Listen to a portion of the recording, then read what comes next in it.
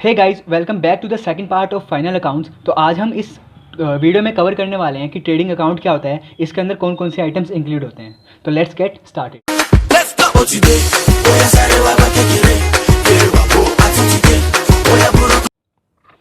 Activities related to purchase and sale of goods. इनमें trading account के अंदर वो एक्टिविटीज़ आती है जो कि रिलेट करती है purchase and sale of goods से। ट्रेडिंग अकाउंट हम इसलिए बनाते हैं ताकि हम क्या फाइंड आउट कर सकें, gross profit and gross loss. तो gross profit and gross loss होता क्या है? Gross profit and gross loss वो प्रॉफिट एंड लॉस होते हैं जो कि activities of purchase and sale of goods से निकल के आएँ। ऑलराइट, तो ग्रोस प्रॉफिट क्या होता है ये आज हम कैलकुलेट करेंगे। Gross profit equals to net sales revenue minus cost of goods sold. Net sales revenue का मतलब होता है कि cash sales plus credit sales minus sales return. इससे हमारी नेट सेल्स निकलती है। जो भी हमने सेल करी है, चाहे वो कैश बेसिस पे करी हो चाहे वो क्रेडिट बेसिस पे करी हो करंट ईयर के अंदर, उसमें से हम माइनस करेंगे सेल्स रिटर्न। ऑलराइट, इससे हमारी क्या निकल के आएगी? Net sales revenue.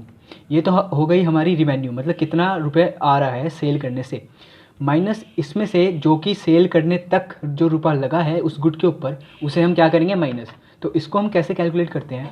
इसमें ऐड होता है सबसे पहले कि ओपनिंग स्टॉक, मतलब जो कि हमने खरीदा हुआ स्टॉक पड़ा हुआ है हमारे पास, उसे हम कहते हैं ओपनिंग स्टॉक, यानी कि closing stock of previous year, plus net purchases, मतलब हमने और स्टॉक खरीदा है ताकि हम फर्दर प्रोडक्शन कर सकें और उसे बेच सकें, प्लस डायरेक्ट एक्सपेंसेस।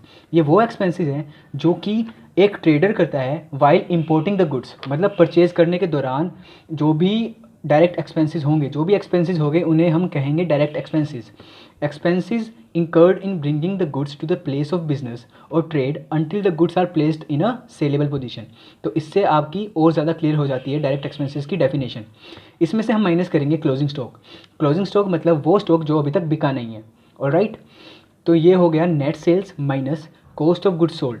इसमें एक और चीज़ आती है नेट परचेजेस। नेट परचेजेस भी वैसे ही निकलेगा जैसे हमने नेट सेल्स निकाली है। Purchases minus purchase return. Purchase return मतलब कि जो भी हमने परचेज़ किया है, हमें लगा लो कुछ ख़राब माल मिला तो उसे हमने वापस कर दिया, उसे कहेंगे हम परचेज रिटर्न। ओके, ये तो हो गया थ्योरेटिकल पार्ट। और इससे हम अब अकाउंट बनाएंगे कि अकाउंट साइड में क्या क्या चीज़ें आती हैं ट्रेडिंग अकाउंट की, डेबिट साइड में एंड क्रेडिट साइड में। तो गाइज, जब हम 11th में परचेज एंड सेल का जर्नल एंट्री करते थे तो परचेज़ को क्या करते थे? डेबिट करते थे। सेल्स को क्या करते थे? क्रेडिट। तो वही यहाँ पे होगा, सेल्स क्या हो रही है? क्रेडिट हो रही है। सेल्स को हम करेंगे क्रेडिट उतने अमाउंट से जो कि जिस पे हमने सेल करी है, और माइनस कर देंगे सेल्स रिटर्न को, जिससे कि हमारा नेट सेल्स निकल के आ जाएगा, और नेट सेल्स को हम बाहर वाले कॉलम में रख देंगे। इसके बाद क्या आएगा? Closing stock. यहाँ क्यों आएगा? क्योंकि क्लोजिंग स्टॉक हमें माइनस करना है। ऑलराइट, माइनस करना है ना क्लोजिंग स्टॉक। किस में से माइनस करना है? सारे एक्सपेंसेस के अंदर से, डायरेक्ट एक्सपेंसेस और नेट परचेजेस के अंदर से हमें माइनस करना है। तो क्लोजिंग स्टॉक आएगा डेबिट साइड। ठीक है, अब ये कह रहा है कि if mentioned out of the trial balance, मतलब ट्रायल बैलेंस गिवन होगा, उसके बाहर अगर क्लोजिंग स्टॉक दिया होगा तब आपका वो यहाँ पे दिखाएंगे हम उसे। ये है एक एडजस्टमेंट का पार्ट, ये हम जब क्वेश्चन करेंगे तब हम करेंगे। ऑलराइट, अभी तो हम देख लेते हैं कि क्या क्या इसके अंदर आइटम्स इंक्लूड होती हैं। आगे चलते हैं। अब बारी आती है डेबिट साइड की। एक्सपेंसेस का बैलेंस क्या होता है? Debit side. ऑलराइट, तो हमने सारे एक्सपेंसेस, परचेजेस और स्टॉक डेबिट साइड में रखने हैं। तो स्टॉक कैसा भी हो, चाहे रॉ मटेरियल हो, चाहे वर्क इन प्रोग्रेस हो, या फिर फिनिश्ड गुड्स हो, जो भी स्टॉक का पार्ट होता है वो तीनों का तीनों यहाँ आएगा और उसका फाइनल अकाउंट यहाँ लिख देंगे। उसके बाद जो भी हमने परचेजेस करी है, मतलब स्टॉक के अंदर ऐड किया है ना परचेजेस करके, उसका अमाउंट पहले तो अंदर लिखेंगे और देखेंगे कि कोई परचेज रिटर्न है या नहीं है। तो परचेज रिटर्न क्या कर देंगे? माइनस, क्योंकि वो गुड्स चले गए हैं, हमारे गुड्स हमारे स्टॉक के अंदर ऐड नहीं हुए हैं। ऑलराइट, इसका फाइनल अमाउंट हम यहाँ पे लिख देंगे, क्या आ जाएगा? Net purchases. इसके बाद सारे के सारे डायरेक्ट एक्सपेंसेस जो कि रिलेटेड टू प्रोडक्शन होते हैं, related to production of goods. जैसे कि जो भी ट्रेडर इंपोर्ट कर रहे हैं तो उसे कुछ ना कुछ चार्जेस देने पड़ते हैं, जैसे freight charges, excise duty, carriage के चार्जेस, या फिर octroi and dock dues.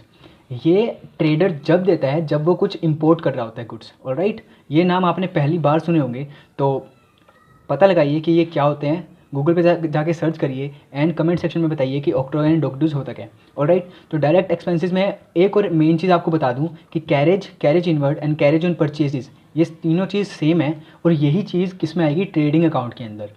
PNL के अंदर नहीं आएगी। पीएनएल के अंदर सिर्फ आता है कैरेज आउटवर्ड। ऑलराइट, इसमें बच्चे कन्फ्यूज़ होते हैं, तो आज सारी कन्फ्यूजन दूर। तो आप इसको देख लीजिएगा कि carriage, carriage inward and carriage own purchases ये आते हैं ट्रेडिंग अकाउंट के अंदर। उसके बाद बात करेंगे फैक्ट्री रेंट की। फैक्ट्री से रिलेटेड कोई भी खर्चा, फैक्ट्री रेंट, फैक्ट्री की इलेक्ट्रिसिटी, पावर, फ्यूल, गैस किस में यूज़ होती है? प्रोडक्शन में यूज़ होती है। रॉयल्टी ऑन प्रोडक्शन, नाम ही में लिखा हुआ है प्रोडक्शन, तो ये कहाँ आएगा? ट्रेडिंग अकाउंट में। ट्रेडिंग अकाउंट एक ऐसा अकाउंट है जो कि प्रोडक्शन से रिलेटेड होता है, प्रोडक्शन के सारे एक्सपेंसेस इसमें आते हैं। अब क्या होगा? अब हमारा निकलेगा ग्रोस प्रॉफिट या फिर ग्रोस लॉस, ठीक है। तो अब हम देखेंगे कि उसको यहाँ लिखें या यहाँ लिखें। तो हमारी सेल्स साइड, मतलब कि हमारे रुपए ज़्यादा हैं, एक्सपेंसेस कम है, इसका मतलब क्या हुआ? इसका मतलब हुआ कि हमारा हो रहा है ग्रोस प्रॉफिट, ये ज़्यादा है ये कम है, तो हमें यहाँ का बैलेंस जो भी आएगा उसको लिखना पड़ेगा, यहाँ पे कवर करना पड़ेगा ताकि दोनों साइड इक्वल आएँ। तो यहाँ पे क्या आएगा? Gross profit, okay. या फिर अगर एक्सपेंस हमारे ज़्यादा होंगे, खर्चे ज़्यादा होगा और रिवेन्यू कम होगा, तो क्या आएगा? तो आएगा ग्रोस लॉस। ग्रोस लॉस को हम यहाँ लिख देंगे क्रेडिट साइड पे, ऑलराइट।